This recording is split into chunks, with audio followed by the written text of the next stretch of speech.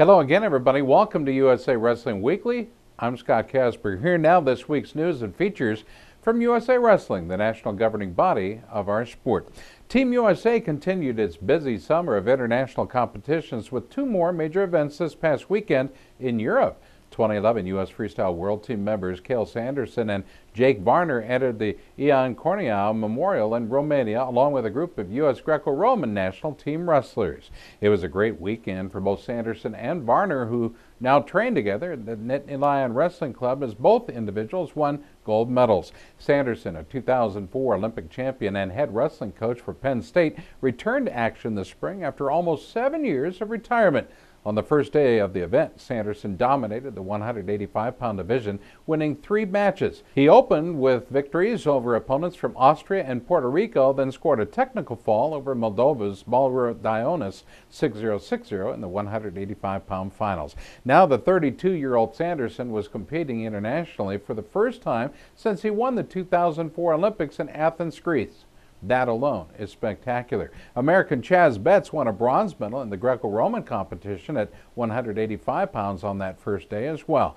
Betts, a 2009 World Team member, fell to European silver medalist Peter Baxi in the semifinals, but bounced back to defeat Fiznik Zahiti of Sweden in the bronze medal match. The next day it was Varner's turn to shine. He won 3 bouts at 211 pounds, opening with huge wins over opponents from Macedonia and Germany. In the championship finals, he beat two-time world medalist Krasimir Kachev of Bulgaria 4-0, 0-1, 1-0. A quarterfinalist at the 2009 World Championships, Varner was named the Mat.com Wrestler of the Week for his athletic achievement. Andrew Bizik won a bronze medal in the Greco-Roman competition on the final day at 163 pounds. His total record there, 4-1 on that day. He opened with wins over opponents from Israel, Greece, and Hungary before losing to Robert Rosgren of Sweden in the semifinals. Bizik defeated Ionel Pascasu of Romania in the bronze medal match. Members of the 2011 Greco-Roman World Team competed at the respected Pytlaczynski International in Radom, Poland. This event is a major tune-up event for the next month's World Championships. 3-time world bronze medalist Tramil Byers was tops in performance for the Americans, winning a bronze medal at 264 pounds. Byers opened with 3 impressive wins over opponents from the Czech Republic, Belarus, and Finland. He was edged in the semifinals by 2009 junior world bronze medalist Darzi Babjanzadeh of Iran. In the championship finals, Byers defeated Ivan Ivanov 1-0, 0-1, 1-0 for the bronze medal. Always quick on his feet, Byers spun behind Ivanov for a third-period takedown to score the winning point. 3 other U.S. World Team members won their first 2 matches of the tournament before losing in the quarterfinals. 132-pound star Joe Betterman, Jake Fisher at 163 pounds, and 211-pound big man Justin Ruiz. None of the wrestlers who defeated the U.S. competitors reached the finals, which eliminated the 3 Americans from the tournament. While Greco-Roman Team USA will return to the U.S. Olympic Training Center for their final training cycle prior to leaving for the U.S. World Championships in September. Well, the United States had a strong performance at the 2011 Pan American Cadet Championships held this last week in Campeche, Mexico. This event featured the best 15 to 17-year-old wrestlers from North, Central, and South America and included all 3 Olympic styles. It was a successful weekend for the men's freestyle and Greco-Roman teams, which brought home a total 17 medals in the 20 weight classes. 9 of those medals were gold. A number of the young men competed in both styles. Jake Stelling of Wisconsin and Eric Hoppett of Maryland earned double titles for the U.S. by winning gold medals in both freestyle and Greco. Stelling had an impressive run of 4 straight victories in freestyle to capture the 167-pound weight class after winning the Greco-Roman division without a loss. Hoffman had an electrifying comeback victory in Greco-Roman to claim the 152-pound class. Then he came back and added a freestyle title 2 days later. Illinois natives Tommy Pawlowski and Jared Cortez were both double finalists as well. Pawlowski won the gold medal in Greco-Roman and earned a silver medal in freestyle at 101 pounds. Cortez had a gold medal performance in freestyle and took silver in Greco-Roman at 119 pounds. Meanwhile, at 138 pounds, Utah's Grant Lamont earned gold medal as he dominated his freestyle opponents. In Greco-Roman, Lamont was able to score 2 5-point throws to win his bronze medal match. Specializing in Greco-Roman at 220 pounds is Alex Bambick of Arizona, who put together an array of attacks to earn his his gold medal. Adam Kuhn of Michigan was unscored upon during the freestyle competition on the way to his gold medal at 220 pounds. Kuhn will represent the U.S. at the Cadet World Championships in Zimbabwe, Hungary at the end of August, and a best of luck to that young man. Ethan Kuhn of Missouri was a double medal winner, earning a silver medal in Greco and a bronze medal in the freestyle competition at 92 pounds. Other double medal winners were Spencer Wilson of Kansas at 187 pounds with a freestyle silver medal and a Greco-Roman bronze medal performance. At 127 pounds, New Jersey's Anthony Ashnall won a silver medal in back-and-forth freestyle finals match with Wilfredo Rodriguez of Venezuela. Rodriguez won the Outstanding Wrestler Award for his efforts. Team USA added 4 medals in the women's freestyle division as well. Marina Doi of California captured the gold medal at 94 pounds with a 3-0 record in the tournament. She was awarded the Master of Technique Award in the women's division, scoring 27 technical points in her bouts, the most of any competitor. Doi won FILA Cadet and Junior National titles earlier this season. Winning a silver medal was Rosemary Flores of New York at 132 pounds with a 3-1 record. Earlier this summer, Flores won the Cadet National and Junior National titles in Fargo, North Dakota. With a solid 2-1 record, Monica Ramirez of California added another silver medal to her collection at 143 pounds. Bringing home a bronze medal was Hannah Greasewood of New York. She had a 2-1 record at 114 pounds. Well, for the third straight year, the National Wrestling Coaches Association has featured its Coaching Leadership Academy prior to its annual convention. The Leadership Academy is a year-long program aimed at helping younger coaches work with more experienced mentors to discuss ideas and help shape coaches into CEOs of a program rather than just a coach. USA Wrestling's Jason Bryant was in Fort Lauderdale for the convention and talked with coaches who went through the program. This was an amazing experience. I suggest everybody should go through it. I learned a lot just for our program. You know, Rob Cole talked about fundraising, friend raising, fan raising. I mean, he took it to a whole nother level. I mean, all the speakers this week, you know, with Mark Cody telling his story, Brian Smith. I mean, I learned a lot from, you know, from everybody. I mean, I don't have enough good things to say about it. I was really happy with everything, with all the sessions. Like I said, I felt like all the sessions were really informative. I felt like it schooled us on being sort of multifaceted, not just learning technique. We didn't talk anything about technique, you know, it's just about, you know, being a CEO. I think it was great. I would encourage a lot of aspiring young coaches, whether assistants or head coaches, to get involved in it. It was really great. I thought it was an amazing thing, and I'm actually mad at myself a little bit that I hadn't done this earlier. It's sort of like having the best workout partners in the world, but you're surrounded by some of the best coaches in the nation in relation to college wrestling. So it was just totally amazing, and I feel like because of the academy, I'm going to go back to my program, and it will be better a lot quicker because of the things that I've learned here. So it's been so beneficial to my development. Well, in addition to the widely growing Leadership Academy, the NWCA convention got underway with coaches from all levels of college and scholastic wrestling. Throughout the 4-day event at Harbor Beach Marriott in Fort Lauderdale, coaches networked, voiced their concerns about specific issues affecting their division, and believe it or not, enjoyed some time in the sun. Arizona State's Sean Charles talked to us about how the experience has made him a better coach. Every year I'm learning something new. I mean, the information that some of the head coaches are willing to provide about their programs, from fundraising to recruiting, it's amazing, you know, that they would open themselves up as much as they do and give us, you know, as younger guys, the ability to use that knowledge to help try to push our program. Justin Ensign heads up the program at the University of Central Missouri and echoes those sentiments. As a young coach, you know, sometimes you don't see little things, you know, so important, but it's definitely worth the trip, whether you're a high school coach, club coach, D2, D1, D3, NAI, it's definitely worth coming down here. And obviously, the weather out here helps too. So.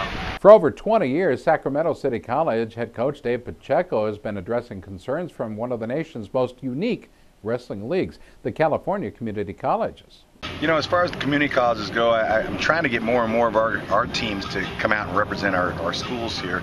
I think the biggest thing for us is trying to get people to realize the opportunity at the 4-year level of recruiting from our schools, and then getting them the understanding of how you can get our kids to come to your programs and improve your program, give our guys a place to go. Florida's Brandon High School is one of the nation's top wrestling programs. The Eagles were widely known for The Streak, an impressive 30-plus year winning streak. The architect for the program, Russ Cozart. You should never miss this. You should never miss this. To hang out and with all the college guys and go to all the meetings and just get re-energized. You know, this is a must do. You got to put this in your cell phone on your in your calendar and make sure you plan on being here, because you don't want to miss this. You're watching USA Wrestling Weekly. Stay tuned. We'll be right back.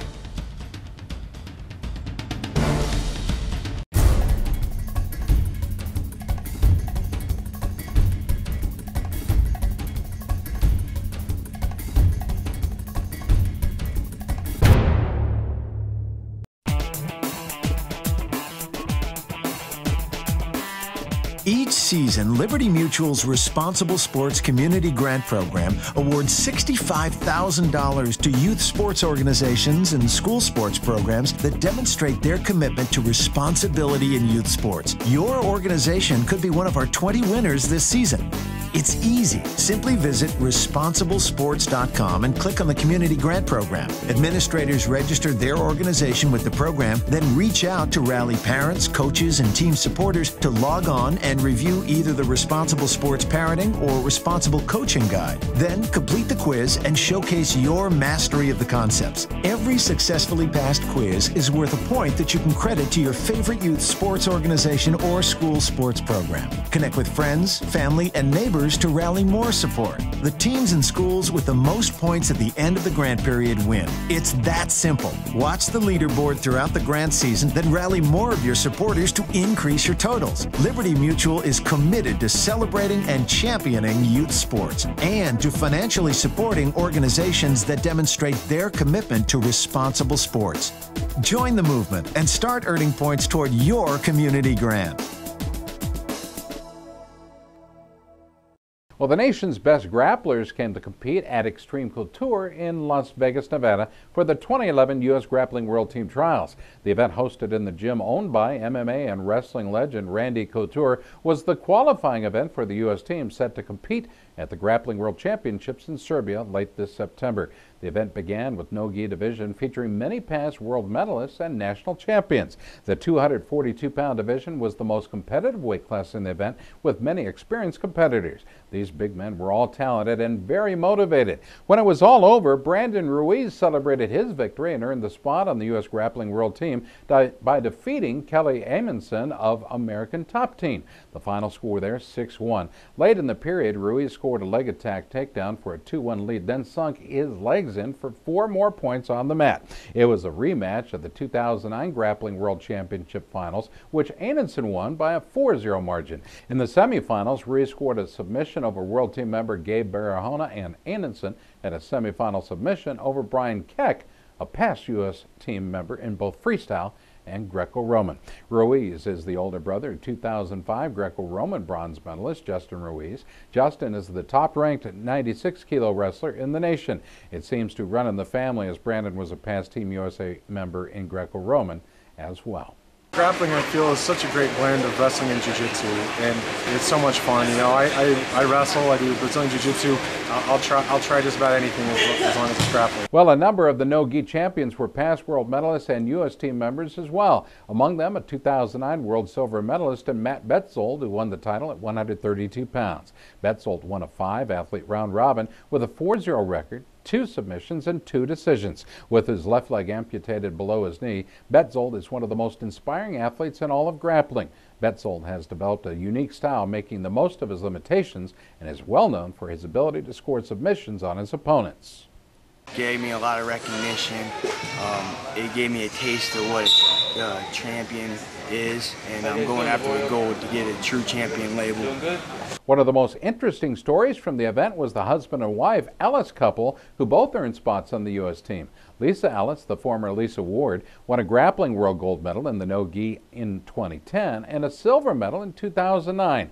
Lisa Ellis won the 110-pound women's division at the trials, winning 2 straight bouts in the final series with a submission over Tressa Marchi. Her husband, Eddie Ellis, won the men's title at 165 pounds in a 4-athlete round robin. His key victory was over 2009 grappling world bronze medalist Alexis Pacheco by a 3-1 margin. The Ellis husband and wife combo will compete in Serbia side by side on the U.S. World Teams.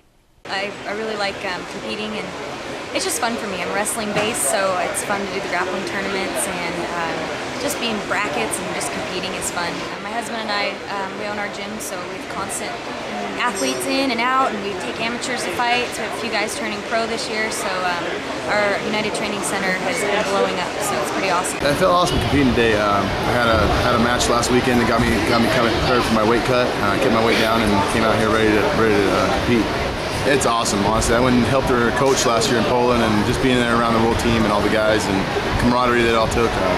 It was a great experience, so I was just super excited to be able to come here and try out. And now that we get to go together, it's unbelievable. Well, changing weight classes and making yet another U.S. grappling world team was the new 198-pounder Michael Kelly. Kelly defeated American top team's Sean Dillon in the overtime bout to capture the title. Kelly, a former grappling world bronze medalist the last 2 years, used to compete at 165 pounds. Quite the change. I lifted. I worked a lot with our college wrestlers and worked up to about 195, 197, and thought I could do pretty well. The guys today were real tough, real strong, but I was able to come out on top. Well, one of the toughest things to do is win in both the no-gi and gi divisions, and two top American stars were able to do just that. Winning both styles was Tom LaCour at 154 pounds. LaCour was a 2009 grappling world champion and a 2010 bronze medalist in no-gi.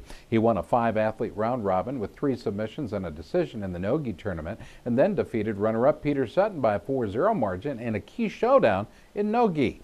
In the gi division, LaCour won a best-of-3 series with 2 straight submissions over 2009 world bronze medalist Brian Mahicha. After losing the 242-pound finals in no-gi to Brandon Ruiz, Kelly Anderson entered the Absolute division, which is open to all participants in the competition. He won 3 straight bouts to take the title and a spot on the U.S. World Team. In the finals, he stopped up very talented Shane Cross by submission. Anderson also won the Absolute division in gi with a 2-0 record. His key victory was a submission over runner-up Kenny Lester, our former wrestler and football star for Arizona State. Other individual champions in no-gi competition earning spots on their very first U.S. Grappling World Team included Jason Suarez at 143 pounds and Shane Cross at 176 pounds. After winning his division in no-gi, Cross made the finals of the Absolute division, competing against much larger opponents. While 2 past World Team members won their divisions uncontested, winning were Tara LaRosa at 132 pounds and Shayna Baszler at 143 pounds. Only 1 athlete per weight class can compete in the World Championships. The U.S. has won the Grappling World Team title in no-gi for the past 2 years. The no-gi team for the U.S. is very talented and will now attempt to make it 3 in a row in Serbia. In the gi division, where the athletes wear a martial arts jacket and pants, the most challenging weight class was at 198 pounds. Winning this competitive 5-athlete division was Travis Connolly, who will compete in his first Grappling World Championships. In the finals round-robin match, he edged 2010 Grappling World medalist Jeff Funicello by the score of 1-0. I competed well. There's just I'm a traditional wrestler, jiu-jitsu guy. It's different, man. So you just gotta stick to your guns and you know, be confident. Others earning spots on the gi team included Jose Coronas at 132 pounds, Dustin Smith at 143 pounds, Andre Blake at 180 pounds, and Gabe Barahona at 242 pounds. Plus, we had a women's competitor winning out there as well, Tressa Marchi at 110 pounds. Well, the United States won the World Team title in the gi division in 2009 and placed second as a team in 2010. The U.S. team going to Serbia is hoping to bring home another trophy this year from the World Championship. Well, as I mentioned before, the U.S. Grappling World Team Trials were hosted by Extreme Couture, the MMA gym owned and operated by the legendary Randy Couture. He expressed his support for USA Wrestling and the growing sport of grappling by opening his facility to the nation's top grapplers. A native of Washington, Randy competed for the U.S. Army in Greco-Roman for many years. After leaving the service, Couture went to Oklahoma State, where he was an NCAA runner-up for the Cowboys and continued to pursue his Olympic dream in Greco-Roman. Couture competed in the World Championships, winning a number of U.S. national Greco-Roman titles, going on to capture a gold in 1991 at the Pan American Games. He became a legend in mixed martial arts, winning world titles as a heavyweight and as a light heavy. Rightfully so, Couture has been inducted into the UFC Hall of Fame. Couture talked to us about his wrestling career, his interest in the sport of grappling, his MMA career, and now his new acting career. I think wrestling will always be a part of who I am. I think it's one of the things that helped me develop as a person, as an individual, and carried me through all the things I've been through in my life. So I still want to know who's hot, who's competing, what's going on in the wrestling world. And you know, obviously, fortunately here at Extreme Couture, we get a chance to rub elbows with a lot of those guys that are now aspiring into mixed martial arts as well. More from USA Wrestling Weekly when we return. Stay tuned.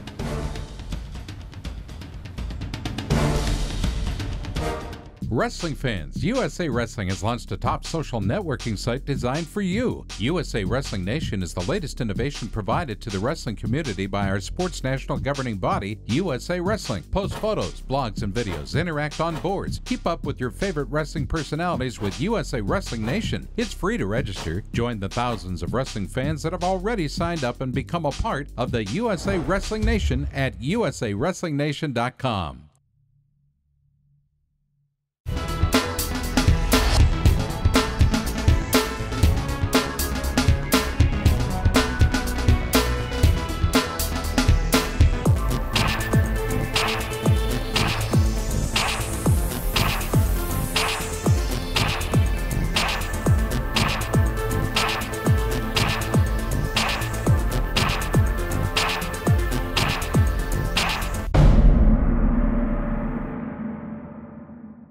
Who win Olympic and world medals during this 4-year Olympic cycle. Any U.S. wrestler who wins a gold medal at the 2012 Olympic Games in London, England will receive $250,000.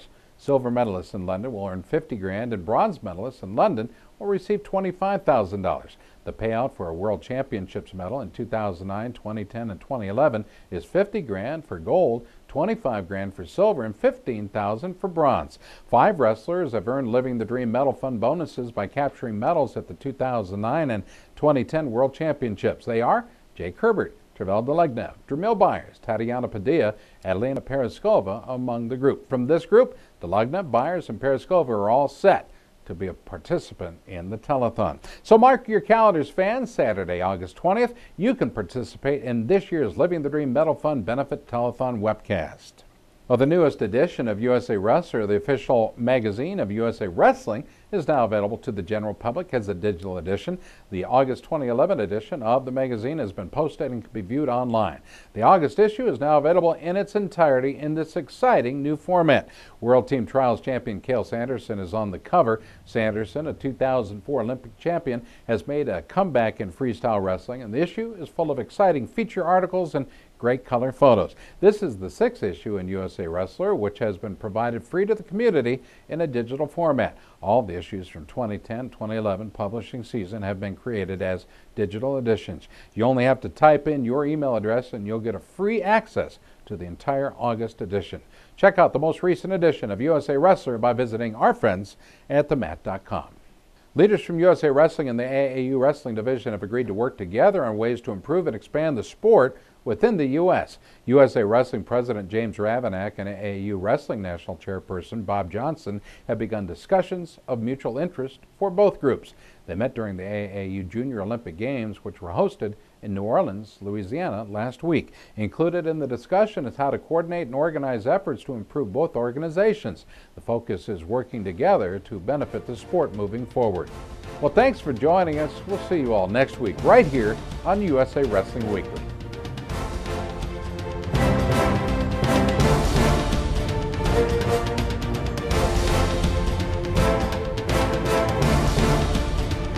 Thank you.